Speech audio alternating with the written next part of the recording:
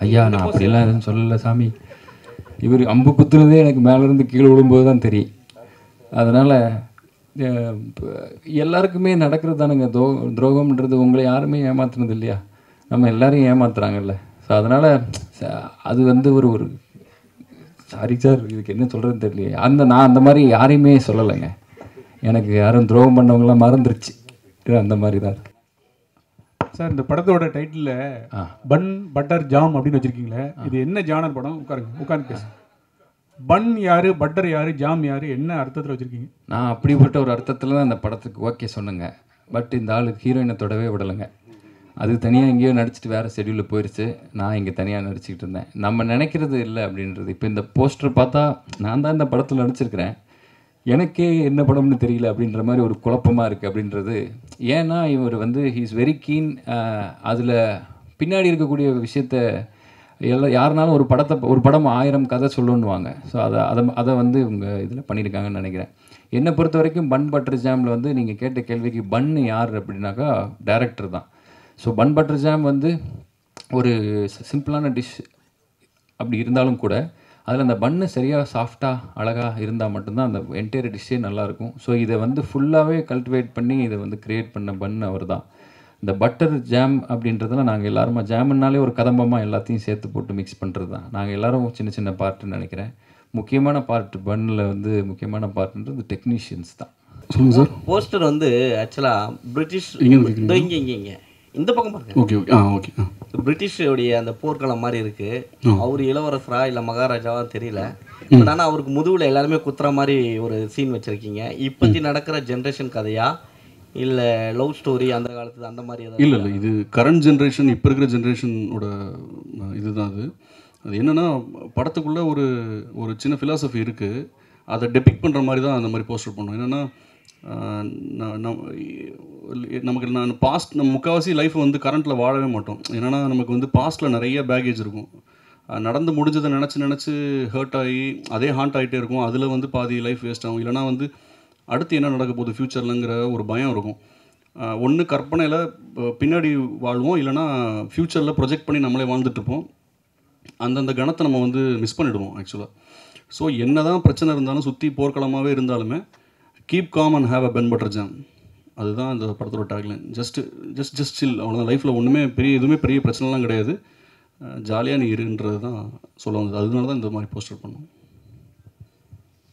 Director sir சொல்லுங்கள் sir. பன் butter jam அது யூஸ்வலாக டீ கடையில் போனால் அதான் கேட்பாங்க எல்லாம். பட் இது நீங்கள் வச்சதுக்கு என்ன காரணம், வேறு ஏதாவது இருக்கா? இல்லை, அதான் இந்த படத்தோட திரைக்கதையில் வந்து ஒரு உணவுப் பொருள் தேவைப்பட்டுச்சு. அதான் எல்லாருக்குமே வந்து சைல்டுஹுட்டில் வந்து ஏதாவது ஒரு சின்ன ஒரு உணவுப் பொருள் வந்து மெமரியாக இருக்கும் இல்லையா? ஜவு மிட்டாய், பஞ்சு மிட்டாய், அந்த மாதிரி ஏதாவது கடலை மிட்டாய், ஏதோ ஒன்று, கமர்கட்டோ, ஏதோ ஒன்று சின்ன வயசில் நம்ம ஸ்கூல் டைம் படிக்கும்போது வந்து ஒரு விஷயம் வந்து சாப்பிட்ருப்போம் ரெகுலராகவே. அது நமக்கே தெரியாது, ஏதோ சின்ன காசு சேர்த்து சாப்பிடுவோம். அந்த உணவுப் பொருளை நீங்கள் பல வருஷம் கழித்து நீங்கள் பார்த்தா கூட உங்களுக்கு வந்து டக்குன்னு அந்த மெமரிஸ் எல்லாம் வந்துடும். அது நெகட்டிவோ பாசிட்டிவோ உங்களுக்கு எல்லாமே அது வந்துடும். ஸோ அந்த மாதிரி ஒரு உணவுப் பொருள் தேவைப்பட்டுச்சு. ஸோ அப்போ வந்து அது என்ன வைக்கலான்ட்டு நான் ஸ்கிரிப்ட்லாம் எழுதி முடிச்சுட்டு அந்த ஒரு இடம் மட்டும் அது என்ன பேர் வைக்கலான்னு தெரியாமல் யோசிச்சுட்டு இருக்கும்போது எனக்கு கரெக்டாக பன் பட்டர் ஜாமில் டைட்டில் கொடுத்தது சதீஷ், என்னோடய ஃப்ரெண்டு, சினிமாவில். கதை கேட்டவுடனே எக்ஸைட் ஆகி சூப்பராக இருக்குது, இந்த இடத்துல வந்து நான் 2-3 சஜஸ்ட் பண்ணேன். பட் இப்படி பன் பட்டர் ஜாம் வச்சா நல்லா இருக்கும்னு எனக்கு ரொம்ப பிடிச்சிருச்சு. ஸோ அப்படி தான் எனக்கு தேவை. பேசிக்காக படத்தோட ஒரு முக்கியமான ஃபிலாசபியை சொல்கிறதுக்கு ஒரு பெரிய விஷயம், அதை வந்து சுருக்கமாக சிம்பிளாக சாதாரணமாக சொல்லணும், அது ஈஸியாக புரிகிற மாதிரி சொல்லணுங்கும்போது அது அந்த இடத்துல ஒரு உணவுப் பொருள் மெட்டாஃபராக தேவைப்படுது சார். ஒரு உருவகமாக தேவைப்படும் போது அந்த இடத்துல இந்த பன் பட்டர் ஜாம் வந்து நல்லா அமைஞ்சது. So thanks to Sathish. Rajubhai இல்லை, ஆக்சுவலாக பிக் பாஸ்லேருந்து வெளியில் வந்த உடனேயே டக்குன்னு ஹீரோவாக்கலாம் அப்படின்னு முடிவு பண்ணுவாங்க எல்லாருமே. ஆமாம். ஆனால் நீங்கள் கொஞ்சம் கேப் விட்டுருக்கீங்க. ஆமாம். கேப் விட்டு நீங்களும் ஸ்டோரி எழுதிட்டு இருக்குன்னு சொல்லிட்டு அங்கேயே டைரக்ட் பண்ணுறேன் அப்படிலாம் சொன்னாங்க. ஆமாம். ஸோ அந்த கதை என்ன ஆச்சு? இந்த கதை சொல்லும் போது உங்களுக்கு என்ன தோணுச்சு? நம்ம ஹீரோவாக இது பண்ணும்போது அதில் ஏதாவது கற்றுக்கிட்டிங்களா புதுசாக ஏதாவது? கண்டிப்பாக கற்றுக்கிட்டேன்னா, நான் வெளியில் வரும்போது நானும் தான் இப்போ பிக் பாஸில் ஜெயிச்சாச்சா அப்படின்னா வெளியில் வந்தோடனே டக்குன்னு ஹீரோ ஆகிடுவோம் அப்படின்ற எண்ணம் எனக்கு இல்லை. ஏன்னா நான் அசிஸ்டன்ட் டைரக்டராக வேலை செஞ்சதுனால இந்த ரியாலிட்டி என்னன்றது தெரியும். கதை தான் ஹீரோ. ஸோ சரியான ஒரு கதை வேணும், கதை நல்லா இருந்தால் மட்டும்தான் ஒரு நல்ல நடிகன் உருவாக முடியுன்றதை நான் ரொம்ப நம்புகிறேன். ஸோ அப்போ நான் வந்து ஒரு 5 வருஷத்துக்கு முன்னாடி நான் ஒரு இடத்துல சொல்லி ஓகே வாங்கியிருந்த ஒரு கதையை நீயே நடி, நான் எஸ்.ஏ. சூர்யா சாருக்கு ஒரு கதையை எழுதி வச்சுருந்தேன். ஸோ அந்த கதையை வந்து நீயே நடின்னு சொல்லி எனக்கு ஒரு வாய்ப்பு வந்துச்சு. ஸோ அந்த கதையை எழுத ஆரம்பிக்கும் போது எனக்கு ஒரு எல்லாத்துலேருந்தும் கட் ஆஃப் பண்ணிட்டு தனியாக போய் எழுத ஆரம்பித்தேன். அதில் நாட்கள் ஓடினது எனக்கு சரியாக ட்ராக் பண்ண முடியல. 6 months 8 months கிட்டத்தட்ட 1.5 வருஷமே ஆயிடுச்சு. அதை ஃபுல்லாக என்க்ளோஸ் பண்ணி ஃபுல்லாக முடிக்கிறதுக்கு, ஒரு கதை முடிக்கிறதுக்கு அவ்வளோ நேரம் ஆச்சு. ஸோ அப்போது ஒரு கடைசி பார்ட்டை எழுதும்போது என்ன நமக்கு என்ன ஒரு யாராவது ஒருத்தர் கேக்கு மாதிரி யாராவது கொண்டு வந்து கொடுத்தா நாம் அதை அப்படியே படிச்சுட்டு நடிச்சுட்டு ஜாலியாக போயிடலாமேன்னு சொல்லும்போது எனக்கு வந்த கேக்கு தான் இந்த பன் பட்டர் ஜாம். ஸோ ரொம்ப அந்த மாதிரியான ஒரு மூடில் கேட்டு எனக்கு டைம் ஓகே 2 மணி நேரம் டைம் போனது தெரியல அப்படின்னும் போது ஒரு நல்ல படமாக தான் இருக்கும்ன்ற ட்ரஸ்ட்டு அதில் போச்சு பண்ண படம் தான் அது. Raju sir, right. நீங்கள் பிக் பாஸில் இருக்கும்போது ஒரு விஷயம் சொல்லியிருப்பீங்க, எனக்கு துரோகம் பண்ணிட்டாங்க, சில விஷயம் வந்து என்னை ஏமாத்துனாங்கன்ட்டு. சரி, இந்த படத்தில் பார்க்கும்போது, ஸ்க்ரீனை பார்க்கும்போது துரோகம் பண்ணிட்டாங்கன்னு இல்லை நீங்கள் சொல்லியிருக்கீங்க பிக் பாஸில். ஆமாம், பிக் பாஸில் நீங்கள் வந்து துரோகம் ஏமாத்துறாங்க என்ன, நான் ஏமாந்தனால தான் வந்து நான் இப்படி இருக்கேன் இந்த இடத்துல அப்படின்னு சொல்லிட்டு 2-3 இடத்துல சொல்லியிருக்கீங்க. ஸோ அதே மாதிரி இப்போ வந்து பின்னாடி வந்து உங்களுக்கு 2 வில் அம்பு கொட்டியிருக்காங்க. இதை பார்த்த உடனே அவங்களுக்கு எதாவது சொல்ல வர்றீங்களா, இல்லை வந்து நீங்கள் வந்து ஸ்பெசிஃபிக்காக இதை வைங்கன்னு சொன்னீங்களா? ஐயா நான் அப்படிலாம் எதுவும் சொல்லலை சாமி. இவர் அம்பு குத்துனதே எனக்கு மேலேருந்து கீழே விழும்போது தான் தெரியும். அதனால் எல்லாருக்குமே நடக்கிறது தானுங்க துரோகம்ன்றது. உங்களை யாருமே ஏமாத்துனது இல்லையா, நம்ம எல்லாரையும் ஏமாத்துறாங்கல்ல. ஸோ அதனால் அது வந்து ஒரு சாரி சார், இதுக்கு என்ன சொல்கிறதுன்னு தெரியலையே. நான் அந்த மாதிரி யாரையுமே சொல்லலைங்க. எனக்கு யாரும் துரோகம் பண்ணவங்களாம் மறந்துருச்சு. அந்த மாதிரி தான் இருக்குது. ஹீரோயின்ட மைண்ட் கொடுங்க மேடம். முதல் தடவையாக வந்திருக்கீங்க, சினிமாவுக்கு வந்திருக்கீங்க. இந்த ஃபர்ஸ்ட் லுக் போஸ்டரில் குதிரை இருக்குது, கழுகு இருக்குது, அம்பு இருக்குது, பீரங்கிலாம் இருக்குது. உங்கள் முகமே இல்லையே. நீங்கள் வந்து சதீஷ் சார்ட்ட, ஹீரோட்ட, டைரக்டர்கிட்ட ஏன் சண்டை போடலை?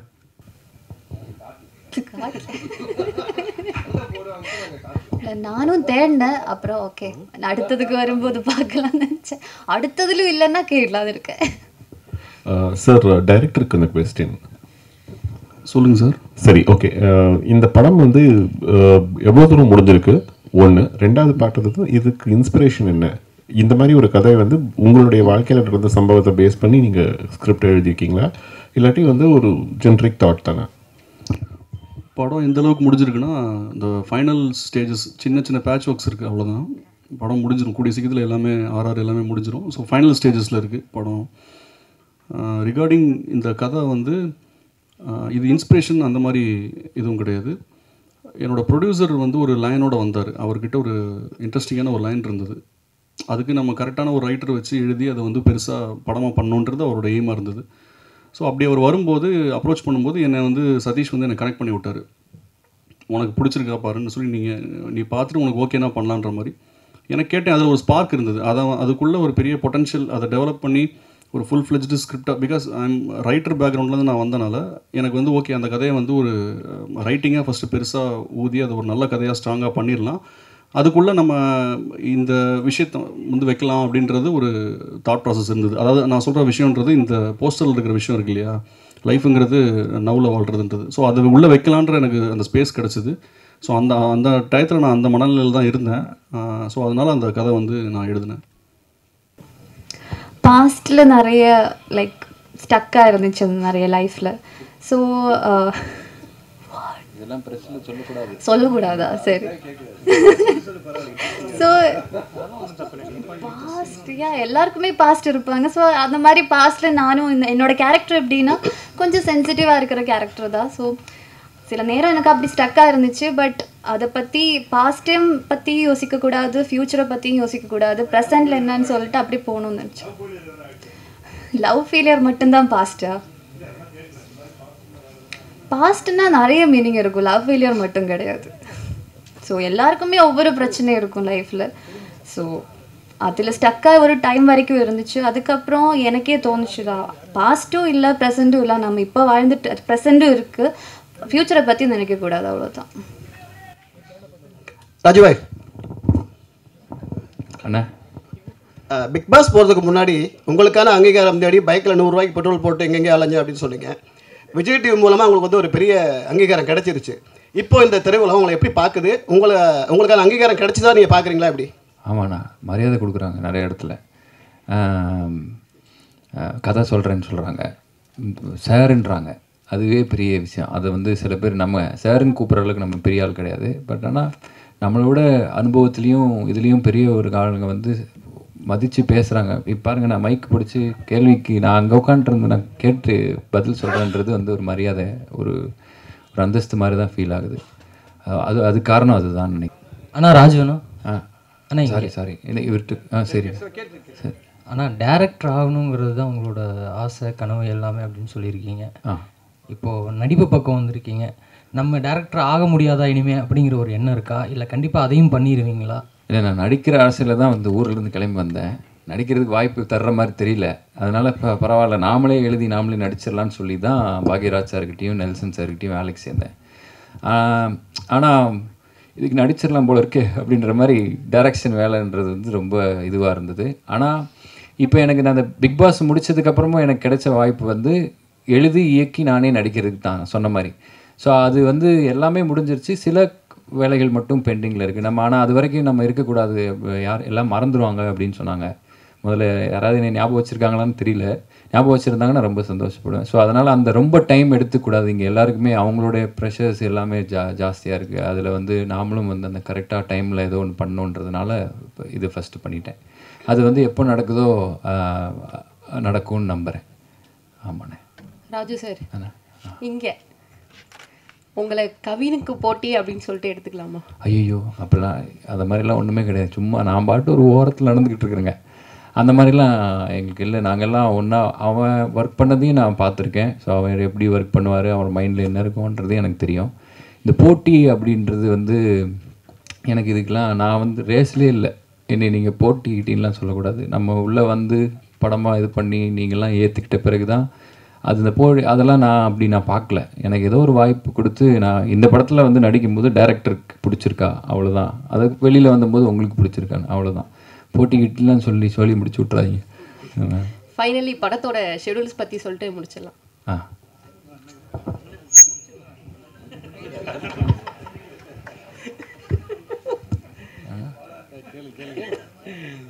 ராஜுபாய், ஃபர்ஸ்ட் போஸ்டே வந்து ஒரு ராஜா கெட்டப்ல இருக்கு, வேற லெவல்ல இருக்கு. அதுலயும் சிரிச்ச முகம், சுத்தி வந்து கலவரம் டெத்லாம் இருக்கு. பட் ஈட்டிலாம் உங்களை நோக்கி வர மாதிரி இருக்கு. ஆனால் கூலாக பட்டர் ஜாம் சாப்பிட்டுட்டு இருக்கீங்க. ஸோ ரியல் லைஃப்லேயும் அப்படி தான் இருப்பீங்களா? எவ்வளோ பிரச்சனை வந்தாலும் நான் கூலாக இருப்பேன். ஆமாண்ணே, ரியல் லைஃப்பில் அப்படி தானே இருப்பேன். கிட்டத்தட்ட எனக்கு அதை பார்க்கும்பொழுது என்னை கனெக்ட் பண்ணிக்க முடியுது. ரியல் லைஃப்பில் இருக்கிற மாதிரி தான். நம்ம வெளியில் மேடையில் சொல்ல முடியாது இல்லையா எல்லாத்தையுமே. அதனால் ஸோ என்னால் நல்லா ரிலேட் பண்ணிக்க முடியுது. ஓரளவுக்கு அப்படி தான் இருக்குது, ட்ரை பண்ணுறேன். ஆமாம், சதீஷ் சார், அப்புறம் சதீஷ் ப்ரோ, துரை ப்ரோ, அப்புறம் இவங்க வந்து ஒரு ஈசிஆரில் ஒரு சொகுசு மாளிகையில் எனக்கு கதை சொன்னாங்க. இது பக்கத்தில் இருந்து இந்த ஸ்விம்மிங் ஃபூல்லாம் இருந்து அப்படியே நடந்துக்கிட்டே இந்த பில்லா படத்துலலாம் ஒரு ஃபீலிங்கில் இருக்கும் இல்லையா, அந்த மாதிரி கதை சொன்னாங்க.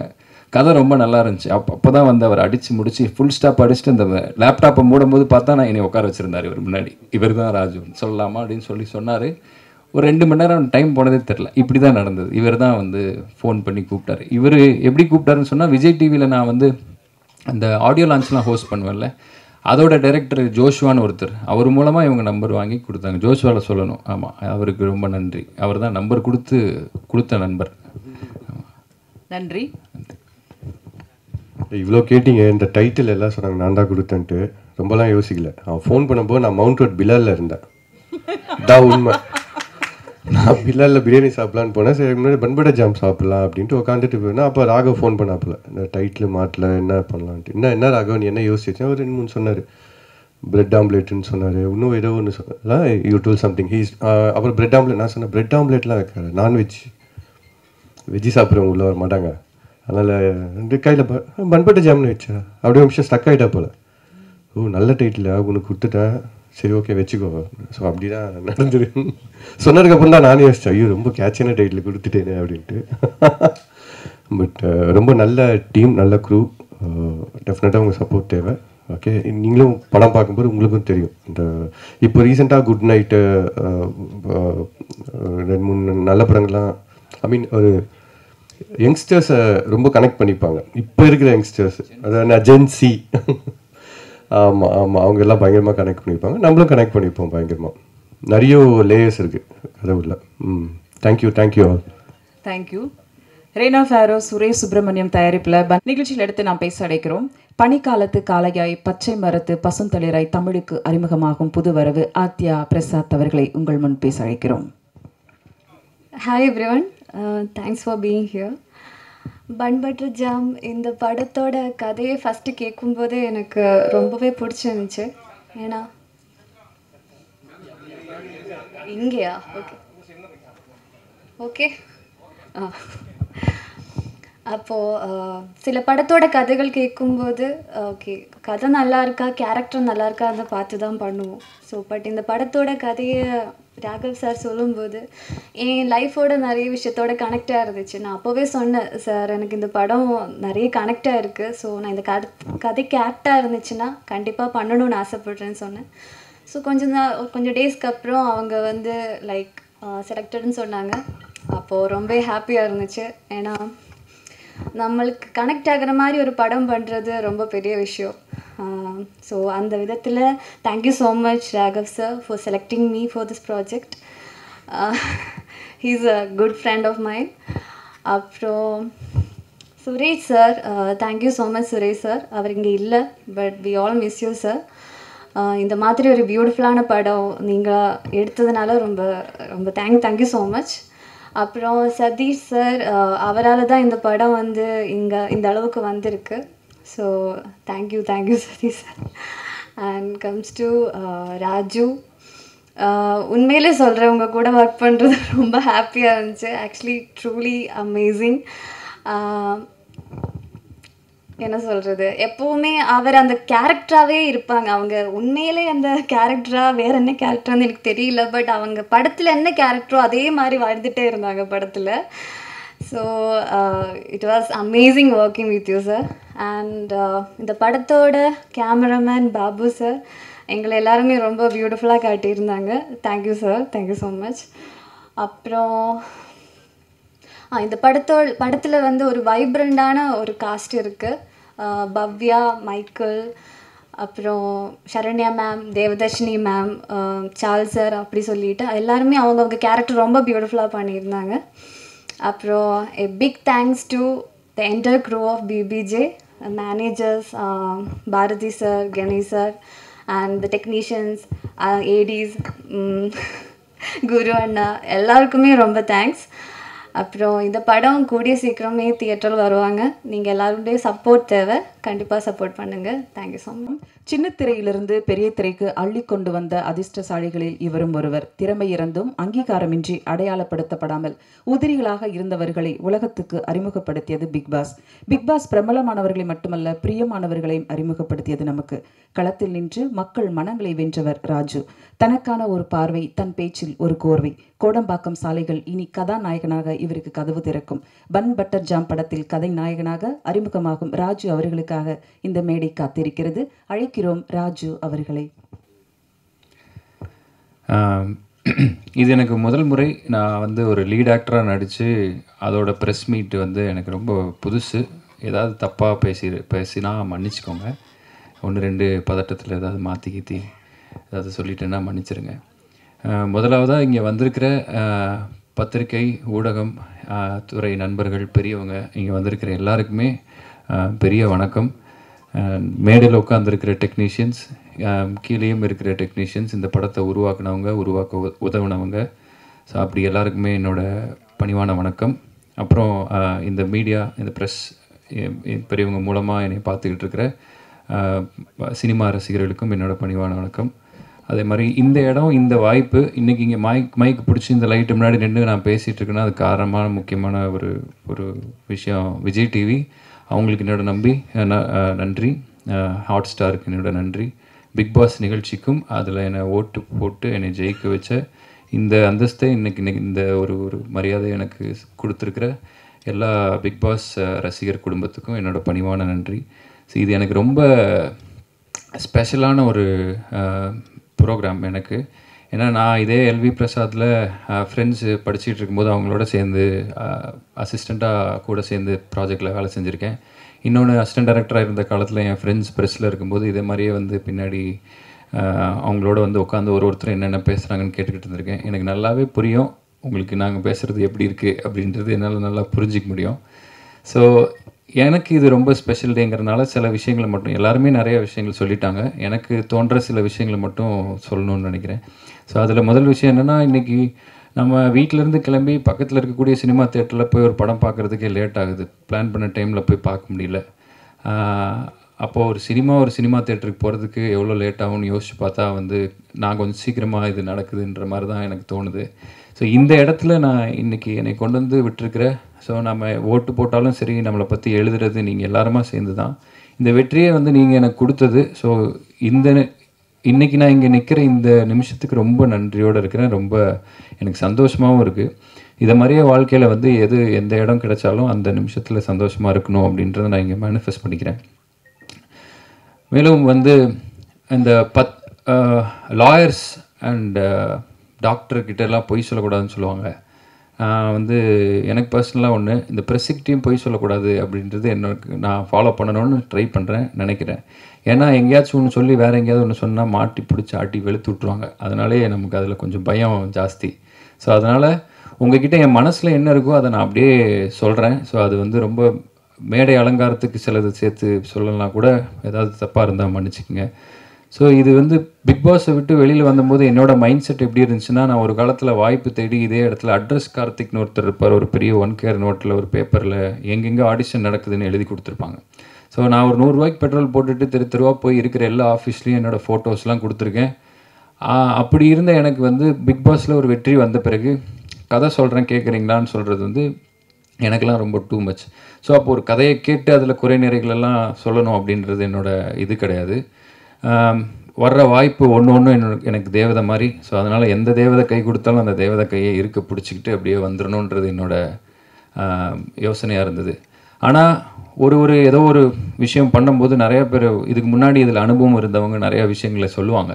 நீங்கள் த்ரில்லர் பண்ணுங்கள், உங்கள் கண்ணுக்கு நீங்கள் வில்லன் பண்ணுங்கள், நீங்கள் வந்து காமெடி பண்ணுங்கள், இல்லை நீங்கள் எது பண்ணுங்கன்னு சொல்லி என்ன பண்ணுறதுன்னு தெரியாமல் ஒரு 1.5 வருஷம் சுற்றி நானாக ஒரு கதை பண்ணுறேன்னு சொல்லி போய் அப்புறம் என் வீட்லேயே எனக்கு அடையாளம் தெரியாமல் மூஞ்சியில் தாடி கிடியெல்லாம் வளர்ந்து, ஸோ அதுக்கப்புறம் ஒரு சிம்பிளாக நம்மளை ரசிகர்களுக்கு எப்படி பிடிக்கும், பார்க்குறவங்க நம்மக்கிட்ட என்ன எக்ஸ்பெக்ட் பண்ணுறாங்கன்றதை நான் புரிஞ்சுக்கிட்டு அதுக்கேற்ற மாதிரியான ஒரு படம் தான் இந்த படம். ஆனால் யாருக்கு பிடிக்கணும் அப்படின்றத நான் நினச்சிக்கிட்டேங்கன்னா, ஒரு சில பேர் வந்து பியூர் சினிமாவை பண்ணுங்கள், சினிமாவில் இருக்கிற ஆளுங்களுக்கு பிடிக்கணும், அப்போ தான் வந்து நிற்க முடியும் அப்படின்னாங்க. ஒரு சில பேர் வந்து ஃபேமிலிக்கு பிடிக்கணும், இன்னொரு சில பேர் குழந்தைகளுக்கு கண்டிப்பாக பிடிக்கணும்னா, யாருக்கு பிடிக்குன்றது யார் கையிலுமே இல்லை. ஆனால் எனக்கு ஒரு ஆசை, இந்த படத்தை வந்து லேடிஸ்க்கு ரொம்ப பிடிக்கும்னு நினைக்கிறேன். இந்த படம் தாய் குலங்களுக்கு ரொம்ப பிடித்த படமாக இருக்கும். இந்த பண்பாட்டு ஜாம் ரொம்ப சிம்பிளான ஒரு படம், அது ஹம்பிளான ஒரு படம். அண்ட் இந்த படத்தில் நிறைய விஷயங்கள் நான் அவங்ககிட்ட ஷேர் பண்ணணும், நிறையா சொல்லணும்னு தோணுது. ஆனால் இது ஒரு போஸ்டர் லான்ச்சுன்றதுனால என்னோடய உரையை சுருக்கமாக முடிச்சுக்கிறேன். என்னென்னா, இன்றைக்கி நிறையா டெக்னாலஜி வளர்ந்துருச்சு. இப்போ நீங்கள் என்ன மாதிரியான ஒரு போஸ்டர் வேணும் அப்படின்றதுக்கு ஒரு சின்ன சென்டென்ஸில் நீங்கள் ஏஐக்கு ஒரு ப்ராம்ப்ட் கொடுத்தீங்கன்னா உங்களுக்கு அப்படியே அது க்ரியேட் பண்ணி அல்ட்ரா ரியலாக ஏதோ ஒன்று கொடுக்குது. ஸோ ரொம்ப ஈஸியாக மாறிக்கிட்டே வர்ற இந்த நேரத்துலேயும் கூட கைப்பட வரைகிற ஆர்டிஸ்ட்டை வச்சு ஒரு குதிரையை, ஒரு ஆள், ஒரு அம்பும், அதில் இருக்கிற ரத்தம், பன்னு, பட்டர், ஜாமுன் எல்லாத்தையும் தனித்தனியாக வரைய வச்சு கேரளாவில் எல்லோ டூத் அப்படின்ற ஒரு நிறுவனம் வந்து இன்றைக்கி இந்த ஃபர்ஸ்ட் லுக் வந்து ரொம்ப சிறப்பாக பண்ணியிருக்காங்க. ஸோ அவங்க எங்கே இருந்தாலும் அதை பார்த்துட்டு இருந்தீங்கன்னா உங்களுக்கு நாங்கள் ரொம்ப கடமைப்பட்டிருக்கோம், ரொம்ப நன்றி. இதுதான் ஒரு நாய்ஸை க்ரியேட் பண்ண போகுது. அண்ட் அவங்கள உள்ள ரோப்பின் பண்ணதுக்கு ரைஸ் அண்ட் ஷைன், சினிமாவாலா நிறுவனம், சதீஷ் மற்றும் துரைக்கு என்னோட பணிவான வணக்கம். ரொம்ப நன்றி, தேங்க்யூ. அண்டு கடைசியாக ஒரு விஷயம், புராண கதைகள்லாம் வந்து மனுஷனோட தலையெழுத்தை வந்து பிரம்மர் எழுதுறாரு அப்படின்னு சொல்லுவாங்க. ஒரு 4 தலை அப்படின்னு சொல்லுவாங்க. ஏன்னா மனுஷனை அவ்வளோ காம்ப்ளிகேட்டடான ஒரு ஆளை உருவாக்குறதுக்கு 4 தலை வேணும். அதே மாதிரி என்ன மாதிரி நடிகர்களை வந்து அவங்களோட தலையெழுத்து எழுதுறதுக்கு ஒரு 4 தலை முக்கியமாக இருக்குது. முதல் தலை சினிமாவுக்காக எழுதும் எழுத்தாளர். ஸோ அந்த எழுத்தாளர் இங்கே இருக்கார், என் சினிமா வாழ்க்கையின் முதல் பக்கத்தை எழுதின எழுத்தாளர். 2வது தலை அதோட டெக்னீஷியன்ஸ், அவர் ஃப்ரேமில் எழுதுவார், கேமராமேன். மியூசிக் டைரக்டர் வந்து மியூசிக்கல் நோட்ஸில் எழுதுவார். எடிட்டர் எழுதுனது பூரா கட் பண்ணி எரிஞ்சிருவார். அந்த மாதிரி 2nd தலை வந்து டெக்னீஷியன்ஸ். 3வது தலை அப்படின்றது வந்து நீங்கள் தான். நீங்கள் எழுதுறது தான் என் தலையெழுத்தில் அது கொஞ்சம் பார்த்து கரெக்ட் பண்ணி நீங்கள் எழுதுறது. 4வது தலை மக்கள். நீங்கள் என்ன எழுதுறீங்களோ அதை பார்த்து படித்து அவங்க மீண்டும் ஒன்று எழுதுவாங்க. ஸோ கொஞ்சம் பார்த்து செய்யுங்க தலை. தேங்க்ஸ். Thank you so much. அனைவருக்கும் வணக்கம். இது என்னோடய 2வது படம். என்னுடைய முதல் படம் ரொம்ப சின்ன படம். இருந்தாலும் வந்து ப்ரெஸ்ஸு, மீடியா, பத்திரிகைகள் நண்பர்கள் எல்லாருமே வந்து அவ்வளோ சப்போர்ட் பண்ணிங்க. அது என் லைஃப்பில் மறக்கவே முடியாது. எப்போவுமே ஃபஸ்ட்டு படம்ன்றனால அது ஒரு மிகப்பெரிய ஒரு பூஸ்ட்டு கிடச்சிது உங்கள் த்ரூவா. ஸோ 2வது படம் நான் பண்ணும்போது இந்த படத்தோட ஃபஸ்ட் லுக் வந்து முதல்ல வந்து மீடியாவுக்கு தான் காட்டணுன்றது என்னோடய விருப்பத்தை வந்து நான் ப்ரொடியூசர்கிட்ட சொன்னேன். அது ஏன் அப்படின்னா, யூஸ்வலாக வந்து ஃபஸ்ட் லுக் வந்து ட்விட்டரில், ஃபேஸ்புக்கில் வந்து ஒரு யாராவது விவிஐபிஎஸ் இல்லை ஸ்டார்ஸ் வந்து வெளியிடுவாங்க, அதுதான் வழக்கம். பட் அப்படி இல்லாமல் இது வந்து மீடியா த்ரூவாக போகணும்னு நான் நினச்சோம். ஏன்னா நான் நம்புகிற ஸ்டார்ஸ் வந்து நீங்கள் தான். ஏன்னா எங்களை மக்கள்கிட்ட கொண்டு போய் சேர்க்குறதே நீங்கள் தான்றனால உங்கள் த்ரூவாக தான் இது வரணுன்றது என்னுடைய ஆழமான விருப்பமாக இருந்தது. இந்த விருப்பத்தை வந்து நிறைவேற்றி கொடுத்த என்னோடய தயாரிப்பாளர் சுரேஷ் சுப்ரமணியம் அவர்களுக்கு நான் ரொம்ப நன்றி தெரிவிச்சுக்கிறேன். அவர் நிஜமாகவே வந்து ரொம்ப பேஷனேட்டான ஒரு ப்ரொடியூசர். அவர் ஒரு சினிமான்ற ஆர்ட் ஃபார்முக்கு ஜென்யூனாக என்ன தேவையோ அது மேக்கிங்கில் வந்து அதை என்ன ப்ரொவைட் பண்ணால் அது மேக்கிங் வந்து ஜென்யூனாக வருமோ அதை வந்து கரெக்டாக பண்ணி கொடுத்த ஒரு மிக நல்ல சிறந்த தயாரிப்பாளர். ஒரு எல்லா டேரக்டருமே ஒரு ட்ரீம் ப்ரொடியூசர்னு சொல்லுவாங்க இல்லையா, இப்படி இருந்த ப்ரொடியூசர்ஸ் வந்து நம்ம நினச்சது எடுக்கலான்னு சொல்லி. ஸோ அந்த மாதிரியான ஒரு ப்ரொடியூசர். அப்படிப்பட்ட ஒரு நல்ல ப்ரொடியூசரை எனக்கு அறிமுகம் செஞ்சு கொடுத்த என்னுடைய நண்பன் வந்து சதீஷ், சதீஷ் சினிமாவாலா பிக்சர்ஸ். சதீஷ் இல்லைனா ஆக்சுவலாக அந்த ப்ராஜெக்ட் ஸ்டார்ட் ஆகிருக்காது. ஏன்னா எங்களுக்கு மையப்புள்ளியாக அவர் தான் இருந்தார்.